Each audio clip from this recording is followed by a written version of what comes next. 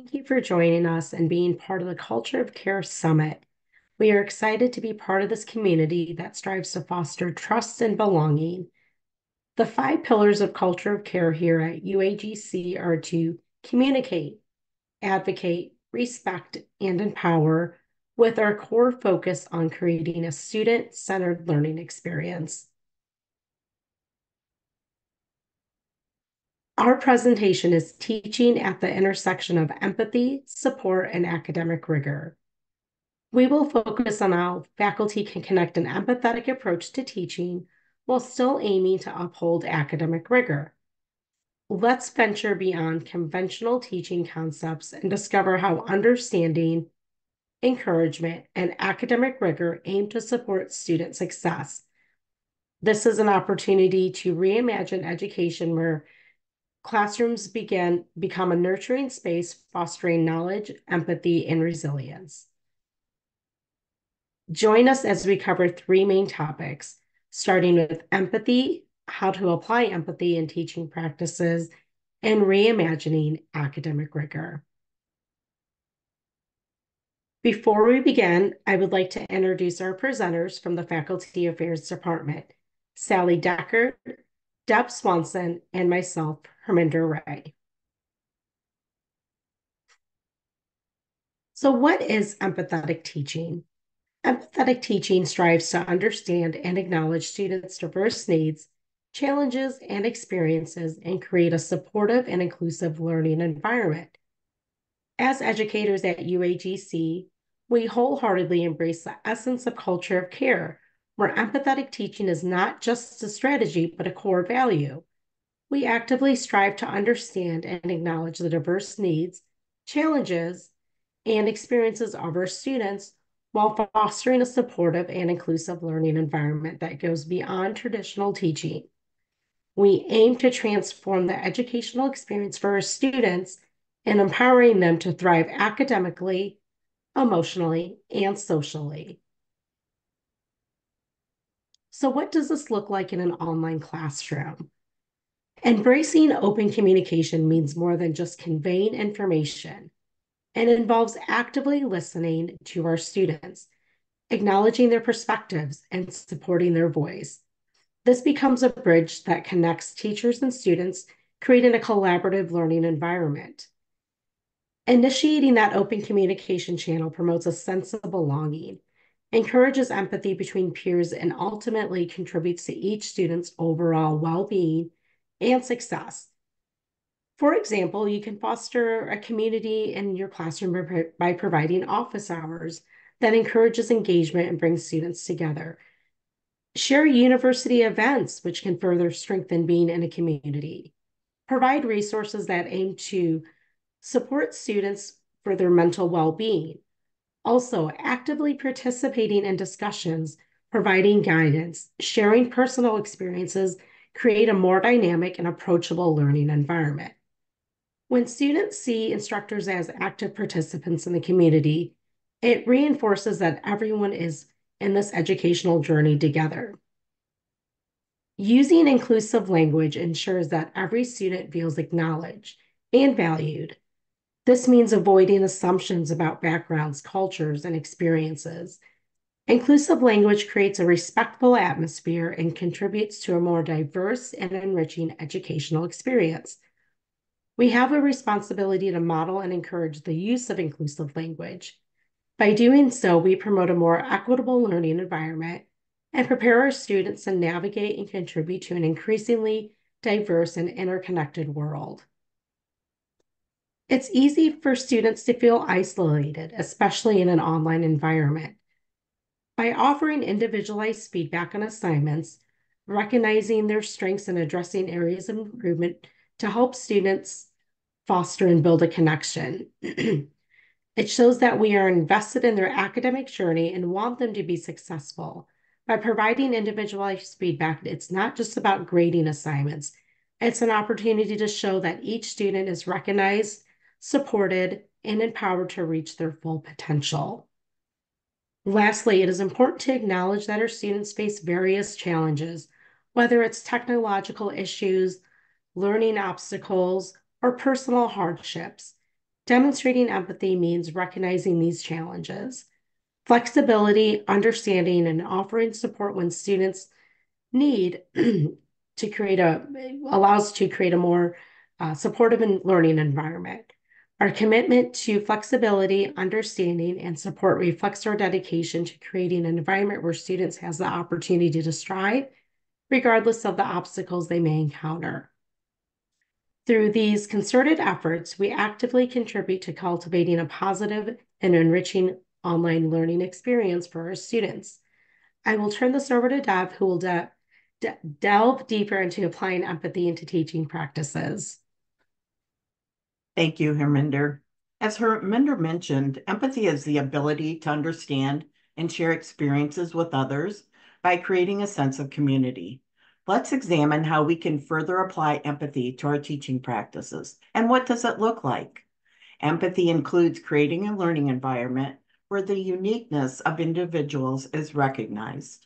It is about understanding the diverse needs of learners and employing strategies that engage, motivate, and empower them to reach their fullest potential. Education is not just about imparting information, it's about transforming lives, nurturing minds, and shaping the future. Effective teaching practices are the cornerstone of this process. In today's classroom, we are creating dynamic spaces where collaboration, critical thinking, and creativity thrive. Effective teaching practices embrace student-centered learning and success. Ask yourself, are you an empathetic teacher or leader? Here are some approaches to consider.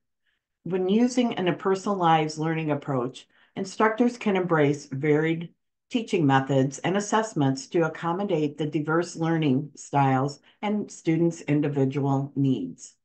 Basically, it means meeting the student where they're at.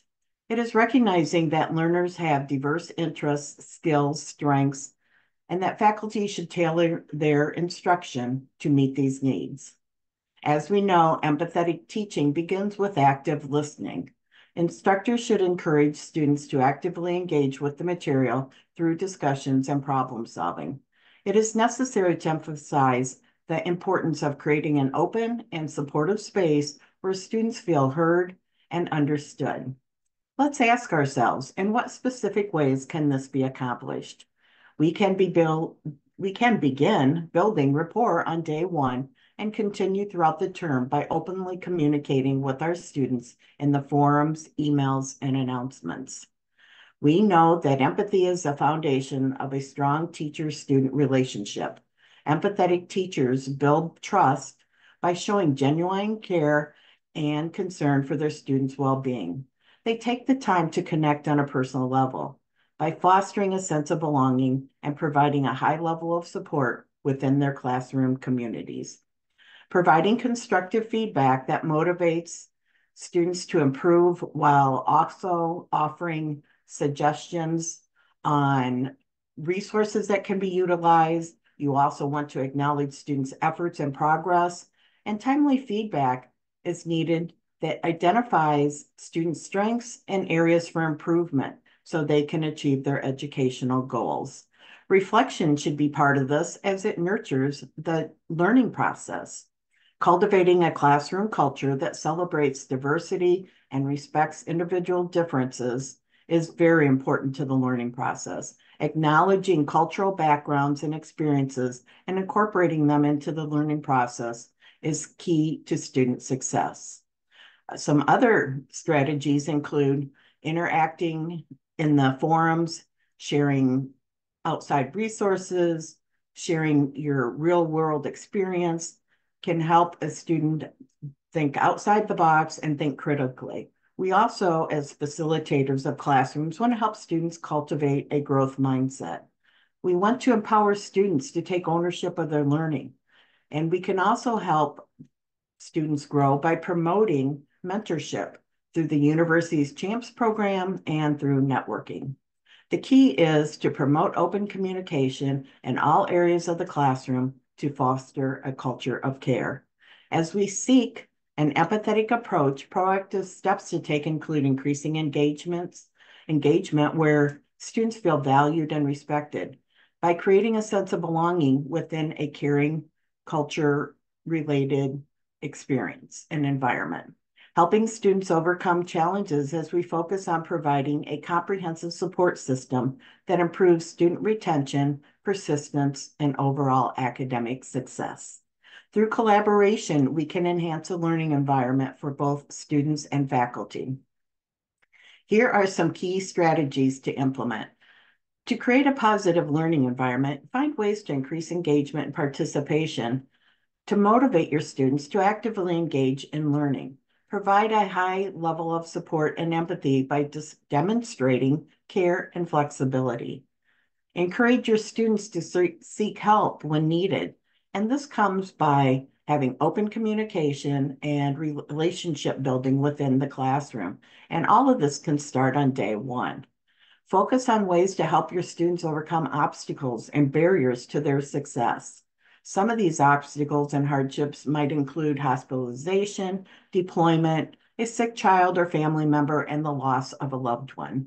We can take proactive steps to reduce and eliminate barriers to success by directing students to their UAGC team and services.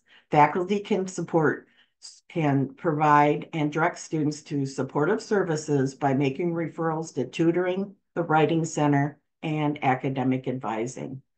Our university's mission, vision, and strategies are focused on critical goals.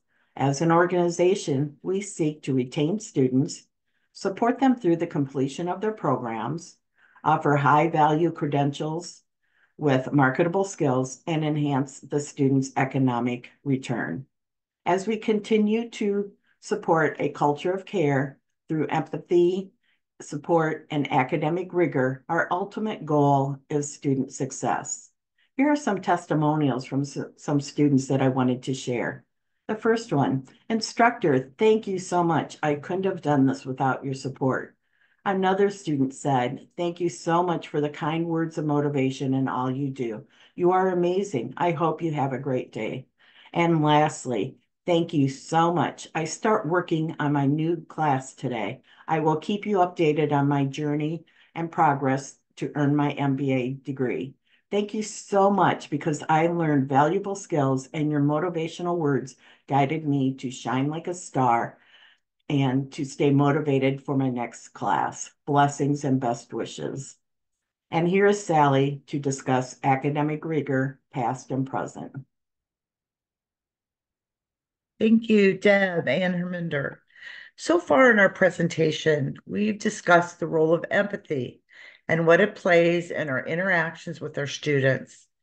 We've been talking about ideas for specific practices that instructors can employ to support students and create a classroom that embodies the culture of care. Supporting students in this way, instructors are also promoting UAGC critical goals that Deb mentioned, retaining students during their first year of enrollment, as well as supporting the completion of programs and educational roles in a student-based timeline. I'm going to take some time to discuss how a new understanding of rigor has been evolving in education at all levels, and how this view is beautifully aligned with the goals of the UAGC culture of care. Let's back up just a minute to consider traditional notions of academic rigor. The word rigor itself evokes images of overcoming difficulties, facing harsh and inflexible standards, and a harshness meant to weed out the weak. Historically, academic rigor rested on the premise that difficulty is defined by workload, rather than the depth and richness of the intellectual journey. Academic rigor was associated with tremendous amounts of reading, with difficult exams and written assignments and hours of study. Classes were sometimes specifically designed to weed out those who couldn't cut it, based on the idea that these students lacked the ability to succeed, rather than considering the possibility that there were systemic issues that were creating Herculean obstacles for some students. This view of rigor is not tied or limited to high school and post-secondary education only. Many parents have lamented the amount of homework assigned to elementary school-age students, even though the research indicates that this is counterproductive to learning. An emphasis on this view of academic rigor is now associated with stress and alarming increases in anxiety disorder, depression, and even self-harm. And equally disturbing is that this stress is seen by some as a positive indicator that true learning is happening. But a new evidence-based understanding of academic rigor has been evolving. Challenge is still part of the definition, but that challenge comes from engaging in new ways of thinking in a supportive and safe environment rather than simply surviving an onslaught of work and competition with fellow students. In this view, the instructor supports academic rigor by fostering critical thinking and problem solving while providing support and resources. As Deb shared with us earlier in this presentation, these resources can create the empathetic learning environment that we strive for. It creates a classroom experience in which a student is in equal parts intellectually challenged, engaged, enriched, and empowered. In short, research is showing us that true rigor is derived where students experience the empathetic environment that Herminder described, and they will achieve and engage at a higher level. Creating this environment must be intentional and cultivated by the instructor. Having a well-developed teaching philosophy that articulates the instructor's commitment to the student's development and well-being, along with their academic growth, and sharing that with students can create a feeling of support and safety associated with success. Regular reflection on and revision of this teaching philosophy prompts faculty to consider their teaching methods, to adapt to students' needs, and to embrace a growth mindset where students develop a love of learning and a resilience that is essential to great accomplishment. UAGC faculty have a great opportunity for this in the course leveraging a teaching philosophy to enhance course facilitation practices, which can be found in Workday. And if you haven't taken advantage of this course yet, I highly recommend it. Herminder, Deb, and I want to thank you for taking some time to consider these ideas and how they impact our teaching practice and therefore our students' academic lives. Teaching is both an art and a science, a delicate balance of empathy, support, and academic rigor. And as educators, we have the privilege of empowering our students and leading them into a future of their making. Let us embrace this challenge with courage, compassion, and an unwavering dedication. Thank you.